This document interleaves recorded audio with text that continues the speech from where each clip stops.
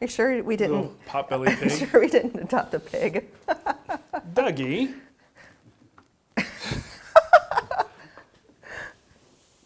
What are you doing down there? That's an alcohol swab, dude. He was chewing on that yellow thing, that adhesive cleaner or whatever. Oh, that stick. rubber? Yeah, that rubber stick? Yeah, he was like, Dougie, you need to not do that, buddy. I grabbed it from him. That can't be good for your little butthole. Okay. Hey. Everything looking good? Do you Looks have like it might snow. I know. I think there's a little snow in the forecast. Do you have a confirmation that we're live? I see that we are live. Hello Okay. from Finland, Rasmus. Finland. Did I hit record? Darn it, I forgot to hit record. Trip over Dougie on my way here. Dougie, you should get him a little bed in here. So The world is Dougie's bed. Hello, everyone. Hi. It's Friday Live. It is. I have my favorite shirt on. Mateo and I had I matching have my shirts on favorite today. Kathleen Turner voice on. I love it when you have your Kathleen Turner sick voice on. It's very sexy, Nicole. Thank you. Wax on my bench here. Wax on, wax off. Wax on, wax off. Happy Friday, everybody. I am Mark. And I'm Nicole. That's Dougie over there. You can't see him. You might hear him snorting. He kind of goes Yeah, he's going to chew up that. like a pot-bellied pig. Dougie, hey, leave it alone. He's fine. Today we're just going to talk about some woodworking stuff. We've got some questions. I got some stuff. You got some stuff? People have sent us some thank yous. And questions, of course. Yeah, questions and an announcement, a sad announcement. So unfortunately, we're not going to be able to attend the WoodDust show, WoodDust Australia. By the way, if you want to go there, I'll just give you the information. It's WoodDustAustralia.com, and the show is October 17th to the 21st. We really wanted to make it. We have a lot of friends and fans in Australia, and this was a great opportunity. I wish we had family in there. No family in No Australia. family, unfortunately. Unfortunately, we had to make some schedule changes. I had to add a few personal trips to my schedule this year, and I'm already pretty much at like my max capacity. So unfortunately, something had to go. Yeah. And this trip was going to be really difficult because it was out of the country. Yeah. We didn't have the support and help that we needed, so we're trying to figure out what are we doing with the kids. Yeah, so every time I went to plan it with the kids, I'm like, because my 2-year-old, she's gotten worse. But anyway. Terrible twos. So we don't have anybody to watch the kids because we're going to leave them here, and then it got to be kind of. Well, and the thing is, my dad is not doing great. He's not feeling so good, and I haven't seen him in a while. He's never met Ava. He's never met my daughter, so we're going to take a trip out to Jersey. And once we started planning this stuff, it was like, man, something's just got to give. And unfortunately, the WoodDust show is what has to give. But there's really cool people still going to be there. It's a great lineup. He's not. I'm really nothing great. I was at the bottom of that barrel. But I mean, Thomas Lee Nielsen's going to be there. Vic Tesselin is going to be there. I think Matt Kenny from Fine Woodworking is going to be there. So anyway, go check it out if you're interested in that. Our apologies that we're not going to be able to make it. We will be going someday, one day, just not. I got to get these kids older. Come on. Mateo's ready for it. I think he'd be fine. Yeah. It's the 2-year-old that's a little bit rough. Yeah. So there's that. Now, there you go. Now, speaking of events that I am going to attend, Fine Woodworking Live is coming up April 20th to the 22nd. Registration is still open. They still have tickets. So my birthday is April 23rd. Are you going to be home for my birthday? Most likely. I'll just be tired and unwilling to talk. And, probably You'll have your own Kathleen Turner voice. Yes, I will, after a weekend of talking. So if you are interested in that, it's in Southbridge, Massachusetts, and it's going to be a great time. Super talented group of people, and me. That's how I like to refer to it. I'll be doing a power carving demo there, which I'm doing all my prep work for now, which is kind of fun. And speaking of Australia, last time we talked about the Eyemuffs. Yes. So Jorg, I told Jorg not to send me a set, but he did. He's such a nice guy. He sent me a pink set. Oh, my favorite. And he sent a blue one and a yellow one and a green one. So I'm giving one away in this month's giveaway. Cool. So we're giving away a Fuji Spray Mini Mite 3 and a set of these Eyemuffs. I'll be sending them out. And today, since I have a number of sets, and we only have 2 sets here of eyes, and we have 4 sets of Eyemuffs. So I'm going to give one away in the live show today. So we got more muffs than we have eyes, Nicole. That's a great problem So, Jorg, thank you very much. Yeah, thank you. What else you got? Let's rip through You it. got a nice little letter here from a husband and wife team. We need a fireplace that I could sit next to read letters. Today's letter comes from... Why don't you just take it out? Because I'm not actually going to read a letter. This is... They wanted to say thank you more for everything. Old Mountain Woodworking. This is Brian and Sabrina. They're Old Mountain Woodworking. They sent you a really cool T-shirt too. And I love me some T-shirts, y'all. Does. Let me see this. What we got? Forget birds and bees. I'll teach my kids mortise and tenons. That is fantastic. That's great. I like that. So, nicely done. Very nicely done. It looks like they're going to go for the self-employment dream with all the tips and cautionary tales you've given. Cautionary terrors is more like it, I think. Wow, that's great. Thank you for the shirt. Yes. That's beautiful. And I wanted to send a special thank you. And oh, is this Jamie's brother? No, not this one. Oh, sorry. This is Wade. So Wade is local here in Denver, Yeah. and he shipped me a amazing turning tool that got lost in the mail, and I am just heartbroken about it. I'm in the process of trying. An empty tube I know. showed up at the house, and you know something great was in there. This flipping thing shows up, and it's like... And he kept going to our meetups, and we were getting We haven't sick, been able to make and it. the baby I couldn't get a babysitter. So anyway, Wade, I know I've told you this personally, but I just wanted to say a public thank you for doing that. And Mike, thank you too for trying to get that to me. Maybe we'll find it. And hopefully the postal worker that's now using this thing to make stuff will make something for you as a thank you. And then this is from Jamie. What is his name? It's not Jamie. It's Jamie's right here. brother. Jamie's brother, John. Okay, so John McGannon is my buddy Jamie McGannon's brother, and Jamie knows that I'm a big fan of barbecue, and his brother has Chef John McCannon's Wild Eats Inc. Wow. That's Dry crazy, rub and right? seasoning blend artistry. What's the website? WildEats.com. WildEats.com. He sent me a little care package of rubs. And man, do I love some rubs. You do. I don't even have to put it on meat. I just rub it on myself to make me extra spicy. Nicole likes me spicy. But he sent me a beautiful...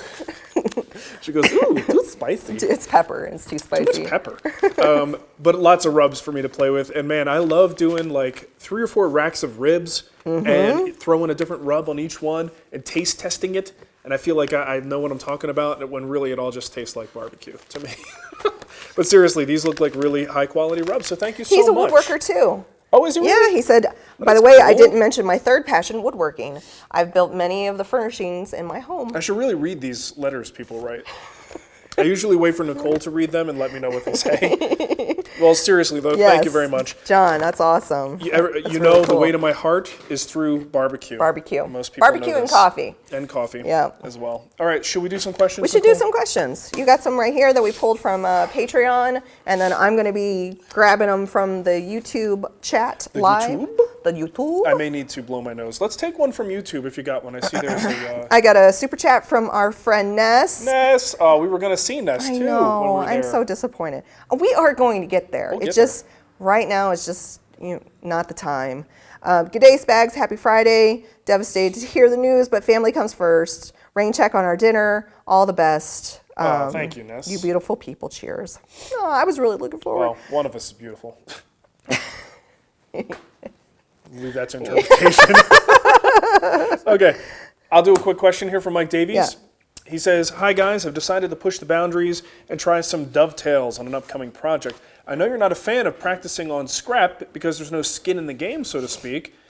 Keep in mind, I say that, but what I mean is, more project stuff. If you're going to try dovetails, I do recommend you practice on scrap. Even before I will do a set of dovetails on a project, I will grab a few pieces of scrap and sort of refresh my muscle memory by cutting a sample piece. So I highly recommend you do that on scrap first.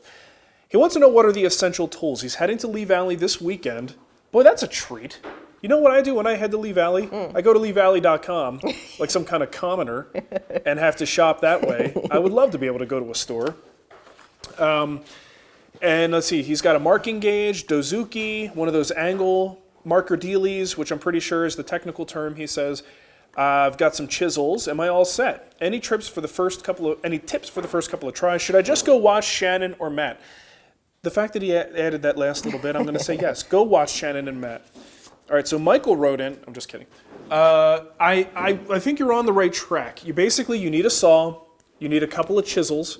What's going on? I don't know, but my chat's not refreshing? Nothing. You jacked me up. I don't know what you did. I can't help it if your Wi-Fi connection on your laptop sucks. You caused it. I just want to tell you. You caused it. Okay, it's your fault. Sorry. So yeah, saw, chisels, those are the most important things. You want to have at least a couple different sizes of chisels, depending on the spacing that you're going to do. You might need smaller chisels, but it's good to have large ones for when you need to do large paring strokes and you have a bigger space. If you use a small chisel in there, you could end up with a lot of lines. It's nice to get a chisel that covers the entire length of like a pin socket. So definitely chisels, the saw. You want a good sharp pencil. I actually like to lay my stuff out with pencil. The marking gauge is a good idea. I prefer the ones that actually, it's a cutting gauge because there's a knife in there that scribes through the grain. So that's a really good idea. You mentioned the one thing that I don't think you need, and that is a dovetail marker. That's kind of wasted money because the angle of a dovetail isn't really that critical. You can get pretty close. I think you would get much more use out of one of these bevel gauges. Hold on, locking it in. So you could set this to whatever your desired angle is. You could use a protractor or whatever. Lee Valley has a nice little setup tool for this, speaking of things that aren't necessary, but I like it. But you could set this up at the proper angle and use that to transfer your angles. You don't need a specialty dovetail marker for that. And if you're slightly off, it doesn't matter. Even if you're inconsistent from one dovetail to another, maybe you're like 0.1 degrees off, you're transferring those angles to the next workpiece, so it all becomes kind of nullified in the end. It's not that big of a deal. But I think you're on the right track. That's really the basics when it comes to dovetails.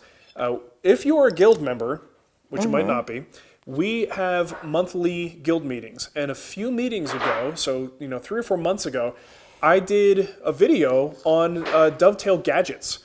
Like, what do we need? What do we not need? And I've got a lot of them here just because I buy stuff for testing and I just want to see how these things work. And sometimes I buy things I don't need and I just hold on to them. So it was a video about all the different gadgets we have, what's necessary and what's not. So if you're a guild member, it's in the guild meeting section. It's a cool thing to check out. Yeah. Orc Trump says, my hand sander recently fell apart and I'm in the market for a new one. Is there a difference other than the shape between round, square, or wedge-shaped models? Yeah, there should be a difference. A lot of times the round ones are going to be your random orbit sanders. That's basically, the sanding pad is going to spin, but also vibrate like this. So it creates a random pattern that's hard for the eye to spot. You don't really see that scratch pattern as easily. To my knowledge, your quarter sheet sanders, your wedge-shaped sanders, little mouse sanders, those are not going to be like an oscillating style. They're just going to shake, essentially. I know a lot of people like them for different things. There are people who prefer to sand finishes with those, for instance. But I use a random orbit sander for everything, from finishes to wood. And I've got some of those other shapes, but I only use them for like refinishing tasks. And when I need to get into a corner that a round-shaped disc is not going to allow me to get to, I use them for that purpose. But I do find that the sanding quality overall is better from the random orbit sander, and it is a different sanding action between those. So it's a more advanced sanding action. DJV wanted to know what was the meditation app that we use. Simple Habit. Simple Habit. In fact, I guess I could put a link in the chat room. Sure. To the there's like a free Apple Store. Yeah, and free 2 week. Is it on Android too? No, I think so. Yeah, I think so. Is it okay for bulldogs to chew walnut flooring? And that would be a question for you, not me. I'm watching him. He's not ingesting it. Stuart Johnson says, have you had any experience with the Empower CRB7 router guide? I have a Milwaukee and can't find another guide. No. Sorry, Stuart. A lot of I think I know what he's talking about, and I think that one is pretty nice. There are some aftermarket guides that are pretty good because they're dedicated to that task, so they work fairly well and probably have good micro adjustment on them. I don't know anything specifically about that one, but if it fits your router, go for it, especially if you can't find one from the manufacturer. Okay, so Michael Pickens wrote in. He says, I've got a jointer that I picked up at a yard sale. Waxed the bed. It appears to me that the beds are aligned and the outfeed is coplanar with the blades. When I run a workpiece across, it gets stuck. I could force it through, but that machine scares the bejesus out of me. I want to make sure that I didn't screw up a basic setup item. Any idea? And then he says, I also picked it up cheap and there wasn't a fence. Any good suggestions for a secondhand fence DIY solution? I have never even thought about how to make a good, reliable fence for the jointer. DIY solution, I'm sure someone has. So if you want anyone in the chat room who has a suggestion or maybe knows of a video of someone who has done this, link to it. But I don't really have a whole lot of advice in regards to that. But with the jointer, if you're getting stuck and you're running it across, it's a question of what it's getting stuck on, and you have to figure that out. My suspicion is that it's getting stuck on the outfeed table. So if the outfeed table, even if you think it's perfectly in line with the blades, it could very well be just a little bit too high. And if that happens, as the wood goes over, you don't remove enough material with the blades to allow it to easily pass over. Some jointers have things on the fence. You know, my jointer, the Powermatic, has this little inlaid piece of like plastic material, and I think that's there so that when you move the fence up and down, it's not metal on metal, it's plastic on metal. But that thing is not perfectly flush, so I've actually had to put some blue tape in there to take up that extra gap, because sometimes the corner of my workpiece would get stuck in there. So I don't know where yours is getting stuck, but if it is getting stuck right up against that outfeed table, then lower the outfeed table. What I find with the jointer setup, a lot of times, even once it's completely calibrated based on my dial indicators and feeler gauges, and theoretically everything's where it should be, a lot of times I will run a piece through and then I will have to make really, we'll call them dumb adjustments, because I'm not looking at any thousandths indication, there's no dial indicator involved, and I'll nudge things up or down as needed until I get that piece going through and smoothly being jointed. So it's kind of a weird magical voodoo process, but certainly if you're getting stuck, you need to lower that outfeed table. I think I have breaking news. Breaking news. This just in. Oh, my brother and his wife, I think, are having their baby today. Yeah. That's muy exciting. When is it happening? Is she due now? Well, because of her condition, they have to schedule it. Scheduled C-section. Yeah. Okay. So, because she has a whole thing. There's a whole thing going on. There's a whole thing, but I'm about to be an aunt. Nice. Again. Another girl, another little girl in the Yay. family. I'm supposed to be Elma. I could do another question. I'm just excited because I know, I got distracted. Kevin Hahn, how critically important is it to a totally flat plane sole? I'm restoring an old plane and I have a quarter size spot that's cupped. Everything else has been flattened and polished. A quarter size?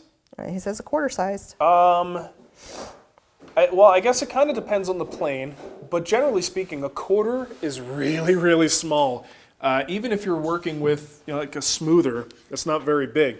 If you had a quarter-sized space in there that was indented a little bit, I don't think that that's going to make a huge difference, because you have all of this other reference surface that's working in unison. That little quarter spot probably isn't going to amount to much. So what I would do, like anything when it comes to calibration, start using it and see if it does anything to inhibit the success of the planing operation. Now, if that quarter, one thing you might have to be concerned about is if the quarter is somewhere near the mouth here, that could very well cause issues just in terms of chip breaking, and I don't know, it could be a problem, but still, all in all, I don't think a quarter-sized divot is anything to really worry too much about. But again, test it, use it, and you'll know. If it's not working and you can't get dependable shavings off of there, that could be causing you the problem, but I suspect it'll be fine. JJH says, going to start building a rail and style doors. Is it better to use spacer bars or simply glue the panel at the center of the interface? I usually will use Okay, I say usually. I've done both. I sometimes will just simply glue my panel centered, making sure it's got gaps on both sides to move a little bit. And then other times I've taken foam material. Sometimes I'll have like old foam flooring pads that I don't use anymore, like the little gym floor pads. And those are really kind of squishy foam. You can cut little strips of that and put that in the sides. So what that does is it keeps your panel nice and centered, but it also prevents the panel from rattling because it's sort of this absorbent material. And the material can compress. So if those panels decide to move, it's going to push into that foam and compress the foam and then spring back in when it dries out a little bit. So I think both solutions are perfectly viable. Both will work. It's just whatever you feel like doing. 6 1/2 dozen. I have a couple super chats. David Hunter says, no question, just a few bucks for cold meds. Oh, thanks. I guess they could tell we're cold. We have we're cold. We have colds. Cold. Oh, well, a little bit cold. Katz Moss Woodworking Shop says, I'm doing a collaboration with James. That's Katz Moses. Sorry, Katz Moses. I can't read. James Wright, Matt Eslia, and Will Walker. We would like to put the finishing piece on eBay and donate the proceeds to WoodWorkers Fighting Cancer. What's the best way to get more information about where to donate? Well, I think the best thing to do is get you in touch with Nicole, because Nicole's up with the latest on this stuff. WoodWorkersFightingCancer.com. Yeah, WoodWorkersFightingCancer.com is where you get all the information on the previous year's effort. What winds up happening, though, is we have our promotion and everything that we do in the fall. Then all year long, if there's even though the big build is over, we still push donations to that same organization. Yeah, the Jimmy Fund. The Jimmy Fund last year, which means that Jimmy Fund page is still there. You can still make a gift. Still donate. So we are up to $16,954.04. So Nicole will give you that link, or maybe put it in the show notes. I'll just put it in the. I don't know if that's going to work. But and then there's a button that says "Make a Gift," and that's where you would be able to say you could. Usually, you put in details on who donated or what it's on behalf of. Yeah. And your name will then appear in that little scroll. You can do it in honor or memory of. It's all in the process. And we're also, it's not that close, but it's also not that far away. We're coming up on the 2018 drive. Not till September. Right, but what I'm saying is maybe they're not going to have this thing ready to go for a few months. Right. If that's the case, you actually may want to hold on to the proceeds and wait for the 2018 campaign. Somebody asked if we would be doing like something for March and Dimes. Probably not. That's. I'd never say never. I mean, we may change our priority, but we've always been focused specifically on cancer support and research. Yeah. And we kind of alternate between those with different organizations. That's just kind of what we feel we want to put our effort toward. But that's not to say that someday we might not try a different charity. Yeah. Let me do a question here for my list. Peter Swick says, I've had this question for a while. After seeing Cremona, it was either that or a llama posting pictures and videos of epoxy pours. I figured it was time to ask it, what effect does epoxy have on blade sharpness? I'd really like to give epoxy pours a shot, but I also don't want to have to resharpen my blades every time on the jointer, planer, table saw, etc. Any insights or advice? Here's the thing. Epoxy probably will dull your blades a little bit faster than wood. It's a plastic resiny material. I'm speculating because I actually don't know for sure, but it makes sense to me that it might. But I don't worry about that. It's the same when people talk about using certain species of wood that tend to dull your tools faster. That's just called woodworking. So if you want to get into working with resin, that is something you're just going to have to do. If that's a process or a work style, I love all that noise. I know, it's Dougie's taking styrofoam and rubbing it up against stuff, so it's making all this squeaky noise. Dougie, stop it. Knock it off. I'm okay. So if you want to work with resin, that's just what might come with the territory. That said, I'm wondering why you have to cut so much of it, right? Once these people do the epoxy pours, a lot of times the most you're going to have to do is a final smoothing of the surface. Most of the tabletop is done. So you may have to do an end cut on both sides of a slab, and then maybe sand the top or hand scrape the top. I guess maybe some people are sending that through the planer, maybe, but usually those are pretty big pieces. So I can't imagine a lot of people using the planer for that. So yeah, when you're talking about that particular style of table, I don't think you're going to have a ton of blade contact anyway to worry about. But if you do, it's just par for the course. You know, that's the cost of doing business in that particular area. Someone had a question about heating their garage. He has a 1.5 car garage. I was gonna, so on Amazon, our Amazon shop, amazon.com/shop/The Wood Whisperer, fairly down in the page, is this, because I see this one's not available anymore. Who knows? But is this the one that you have? Well, we have a video on shop heating as well. That's which true. We'll talk about those two models. Yeah. But this is the... It's an electric Fahrenheit FUH 54, and there's another one, but it seems the link was unavailable. So we'll look into fixing that. Yeah. So yeah, there's a video for that. And the one thing we always say when we're talking about shop heating, I know we're getting into the warmer months, so this will be a topic again come fall, but insulation is everything. A lot of times if you get some kind of a heating solution, you're just throwing money away if you don't insulate. So I don't know what your garage situation is, but insulate first if you can. A lot of times it's not feasible, but that's going to be a better use of your money and time than spending it on a $300 or $400 heating solution. Our friend Joseph Mensch did a super chat and says, what is the jack of all trades, master of none bandsaw blade width and the TPI? Oh, and happy Friday. Happy Friday, Joseph. I think the jack of all trades might depend on what trades you're doing, you know, like what things you're cutting. For me, I do cut a lot of curves. So my jack of all trades blade is one that's going to handle curves a lot better. Let's say someone is maybe a little heavy on the resawing or making their own veneers. Their jack of all trades blade might sway a little bit wider and maybe, you know, have a different tooth configuration. But I'm going to say a good general use is either 3/8 or 1/2 inch width, and then probably 3 to 4 tooth per inch is a good round of, you know, ballpark recommendation. And I think that's why I have two bandsaw setups, because I really like to have one with a lot more teeth per inch and a very small width, like a 1/4 inch blade on my 14-inch saw for cutting curves. And then my big saw has a wider blade, usually about a 1/2 inch, with 3 or 4 teeth per inch. Okay, I got one more question here. I picked 4 from Patreon because there were only 4 on Patreon today. Nick Van Drew says, my shop is set up in a non-insulated garage in Missouri. We were just talking about that. Missouri! So I just sent him because he won the ISO tunes. That's very interesting, Nicole. I know.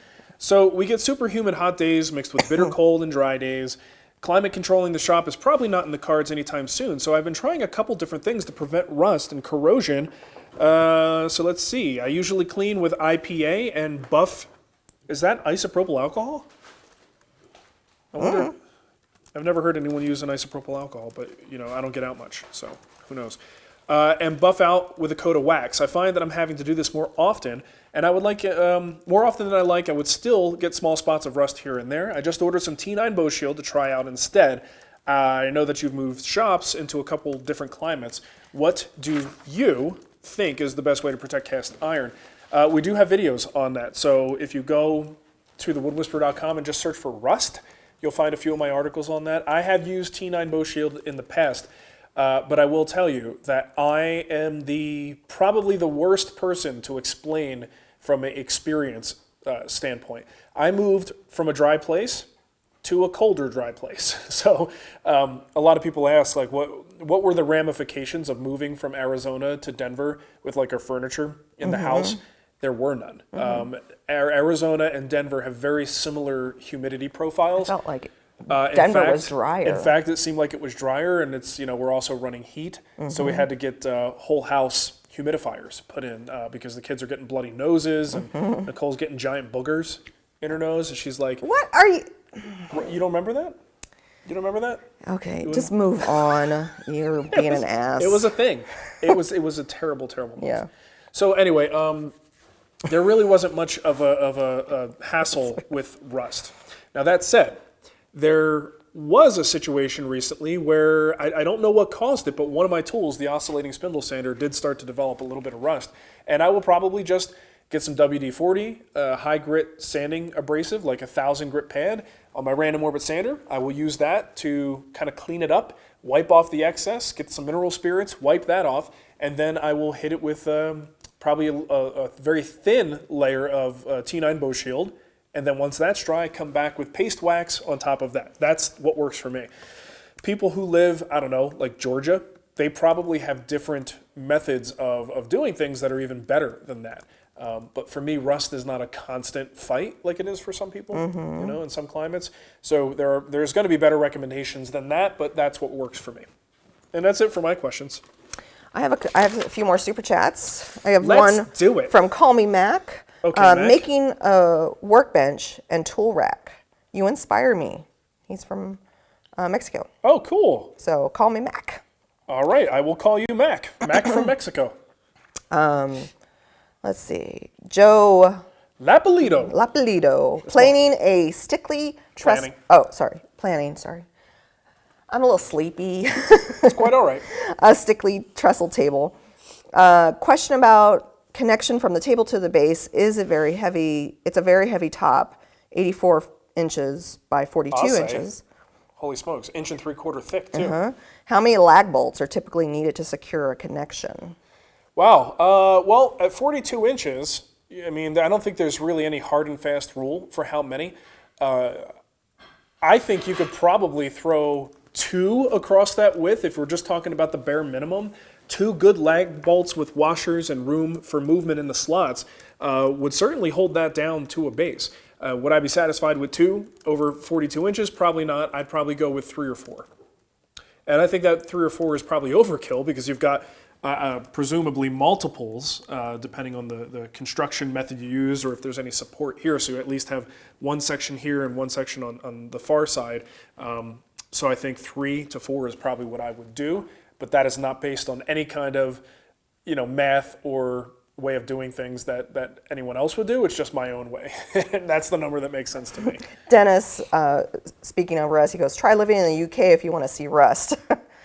Living in the UK, there's rainy, right? Yeah, I mean any coastal area. I remember in San Diego it was definitely worse. But my woodworking career in Southern California was pretty short-lived. Yeah. And plus, when I did most of the woodworking, it was in Temecula. And that's not quite as humid as you would get. It's more desert climate. It's not coastal.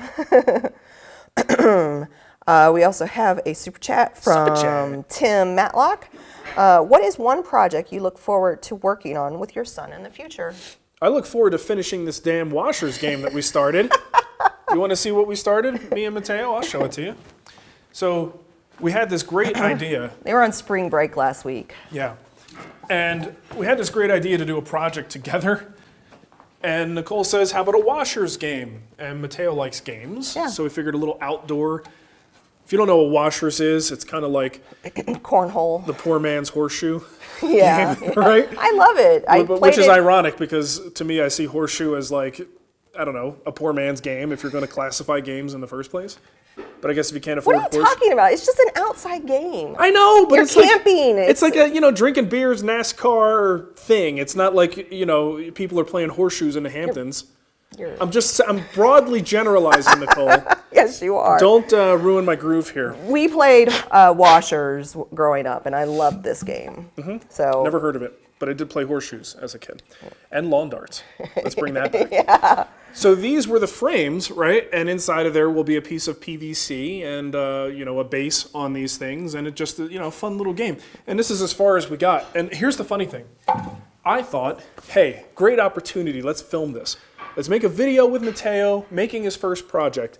And it did not work out.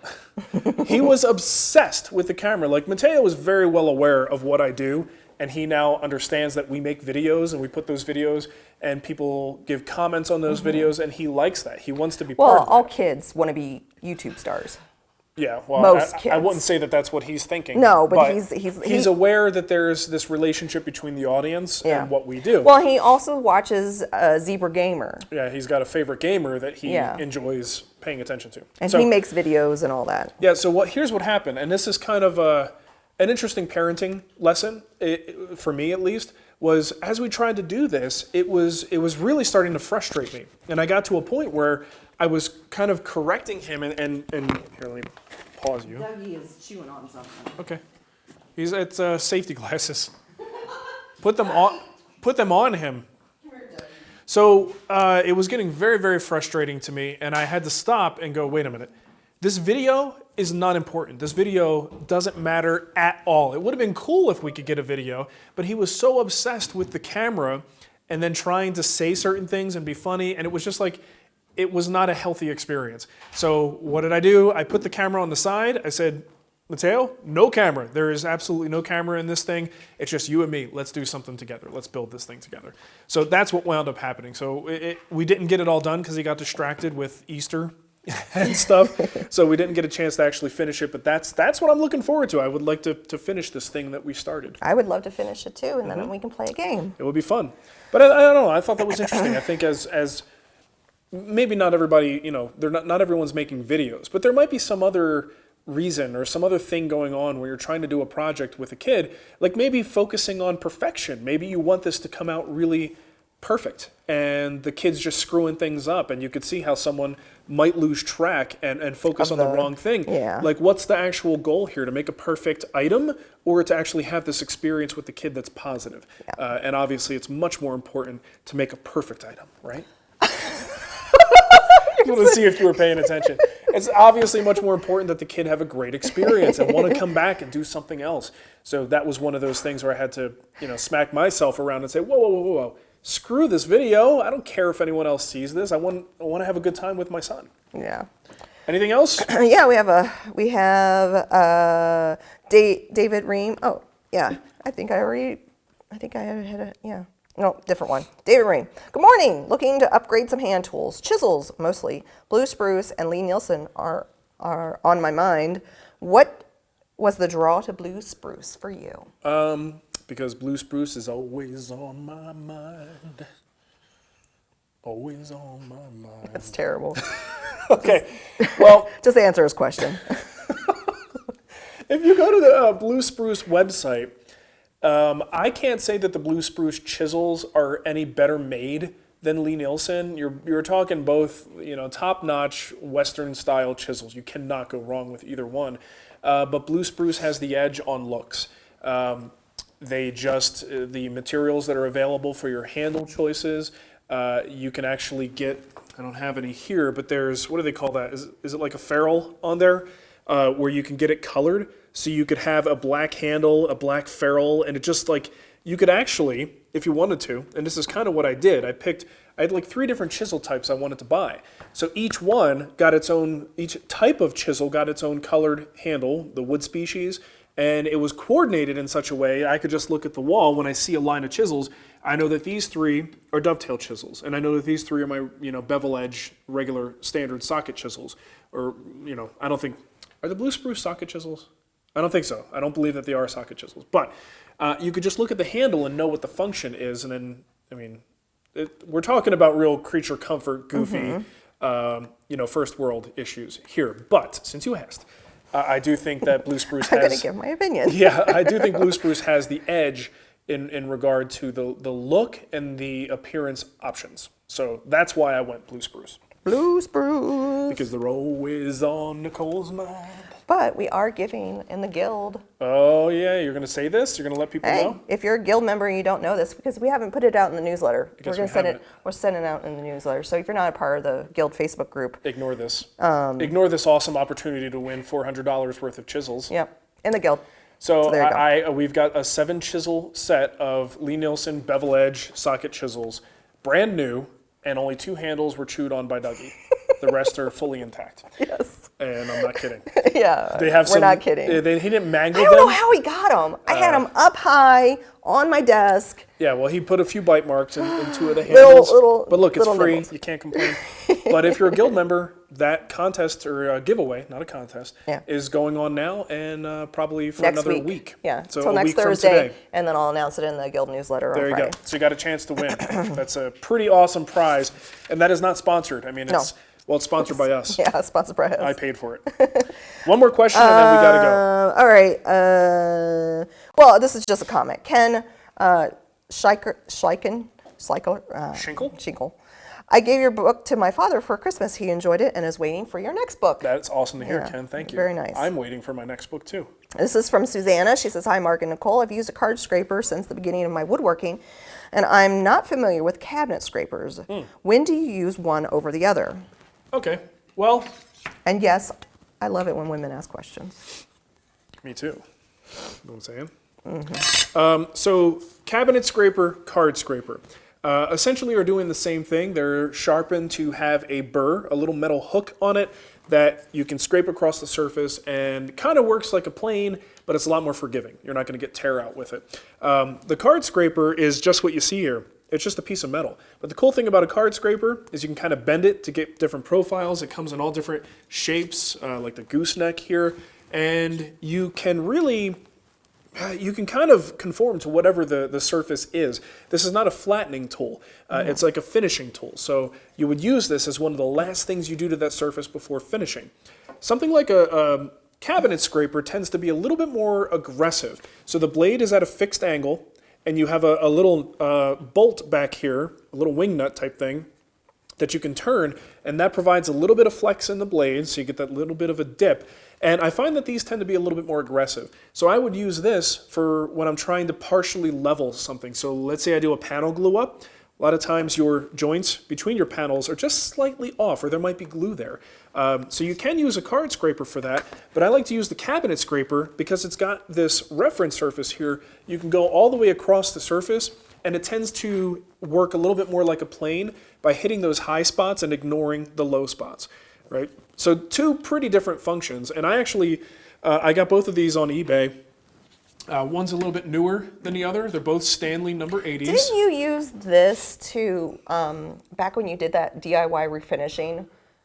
Yes. You used something like that? Yeah, these are, by the way, yes, these are great for refinishing because if you need to pull finish off and you're using a card scraper, your thumbs get really hot. There's a lot of hand fatigue that can happen with this. But with a cabinet scraper, you've really got handles to grip onto, and you can really put a lot of muscle behind it and chew away some material pretty quickly. So it's definitely good for a more aggressive task like pulling a finish off the surface. But I have two of these because the blades are actually set for two different tasks. One is really aggressively sharpened, so I have a really strong, heavy hook, and then the other one is for lighter passes that get me a little bit closer to that finishing pass that I might get with a card scraper. So I like having them both, and I do see them as providing somewhat different functions. And Novocaine 9's asked a follow-up, is a cabinet scraper the same as a spokeshave? A cabinet scraper is not the same as a spokeshave. So let me pull a cabinet scraper, and here's a spokeshave. Very different, very, you know. Yeah. I mean, looks I guess like more finesse work. I guess I could see why someone would think this, right? Yeah. A spokeshave is more like a true plane. It's just got a really, really tiny sole on it, like Cremona. Everything comes back to Cremona. But he loves it because it's free promotion, and that's all he cares about. No, He's he a doesn't. millennial Instagrammer. Oh, you're terrible. Every picture has to have his face in it. Okay, so it's got a very tiny sole on it, but this blade is not a scraper. This is sharpened like any other plane blade. And this is for slicing through the grain. And you can have grain direction issues. You can really screw things up if you're not careful. But the very narrow sole on this allows us to work curved surfaces. So you'll have a flat version, you'll have a concave version, and a convex version for different inside-outside curves. The card scraper is, again, it's a scraper. It looks like a very similar format, but a very, very different function based on the way that the blade is sharpened and how the tool is actually used. You could use this on an exterior convex curve. If you had to go around a surface, you can kind of, even though it's flat, you could sort of follow it if it's a very large radius curve, but you're generally not going to be using your card or your cabinet scraper on curved surfaces. But it's an interesting question because these are very similar looking to someone who doesn't necessarily know the difference. Cool. All right. All right. Who was that asked that last question about the difference? And that was Novocaine 9. Novocaine? I want Novocaine to win the guild project today. Okay. I like that. Even though it was someone else's question. I'm going to give them both of them. Okay, I was going to say, I do feel bad because it was Suzanne's question. Yes. But then he added to it. Yeah, so Suzanne. Okay, well, you both are lucky wieners today. Suzanne and Novocaine, email me at nicole@thewoodwhisperer.com and I'll get you set up. There you go. And then for the Eyemuffs, Oh, we're going to pick somebody? pick somebody from this list. They were all good questions. Michael Pickens. pickings? Yeah, sure. We're going to pick and Michael Michael, Pickens. I'm going to send you a pair of Eyemuffs. All right, and I'll contact you through Patreon. Okay. Oh, speaking of Patreon. And you had a couple people from Patreon So, by the today. way, if you want priority support for your questions, which means I will pick 3 questions or 4 in the case of today, from Patreon folks who help us out there, and then we get all the other questions from YouTube. That is patreon.com/woodwhisper, and you can help us out. And let's see, who do we have here? Adam Hawk and Justin Parmalee. Oh man, now I want chicken parm. Don't you hate when someone's name reminds you of food? No. You're not even paying attention. No, because I'm talking to Call Me Mac. You're chatting with your friends. He's asking me if there is a workbench in the guild, and I said yes. No. There's the Ruobo workbench. The Ruobo workbench. Yes. All right. So thank you folks for helping us out. Again, patreon.com/woodwhispers, where you could find that information. The latest giveaway is, you mentioned that, the sprayer. The sprayer, HBLP, And you got Mini one of Mite the 3, Eyemuffs. and a set of Eyemuffs. And that's at thewoodwhisper.com/giveaway. Yep.